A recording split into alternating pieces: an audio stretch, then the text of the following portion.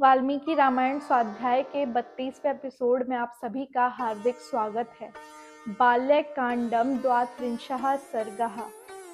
विवाह संस्कार। जिस दिन राजा जनक ने गोदान संस्कार किया उस दिन युधाजीत भी वहां पधारे। युधाजीत कैकेयी के भाई थे और भरत के मामा थे। उन्होंने राजा दशरथ को प्रणाम किया। राजा दशरथ से उन्होंने कहा कि महाराज, पहले मैं अपने चारों भांजों से मिलने के लिए अयोध्या नगरी गया था।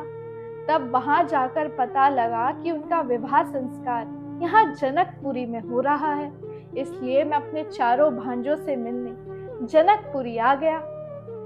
महाराजा दशरथ ने उनका अच्छे से सत्कार किया। सुखपूर्वक युधाजीत ने अपने चारों भांजों के साथ रात्रि वहीं व्यतीत की। अगले दिन अपने दैनिक कार्यों से निवृत्त हो राजा दशरथ यज्ञ के लिए चले गए। यज्ञ के बाद राजा दशरथ ने वशिष्ठ जी से कहा कि अब विवाह संस्कार की तैयारियां की जाए।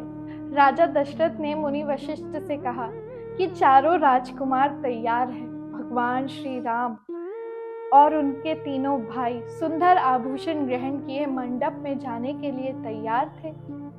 वशिष्ठ जी ने ये बात जनक जी से कही कि राजा दशरथ मंडप में आने की प्रतीक्षा कर रहे हैं, आपकी आज्ञा हो तो उन्हें बुला लिया जाए। तब राजा जनक ने कहा कि क्या राजा दशरथ को किसी द्वारपाल ने रोका है?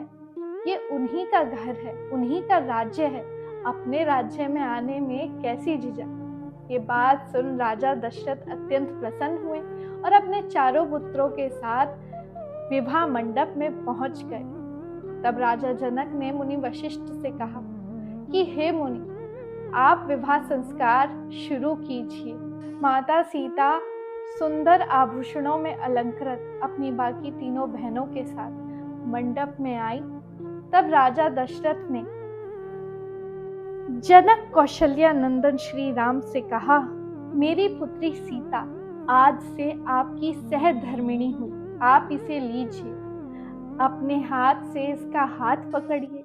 ये महाभाग पवित्रता सदा छाया की भांति आपके अनुगामिनी रहेगी। आप दोनों का मंगल हो। इस तरह राजा जनक ने सीता जी और राम जी को अपना आशीर्वाद दिया। ठीक इसी प्रकार उन्होंने बाकी तीनों भाइयों को भी अपना आशीर्वाद दिया। इस तरह विवाह संस्कार पूरा हुआ। ऊपर से फूलों की वर्षा होने लगी। सभी बहुत प्रसन्न थे। हर और मंगल छा गया। बोलो जय श्री राम।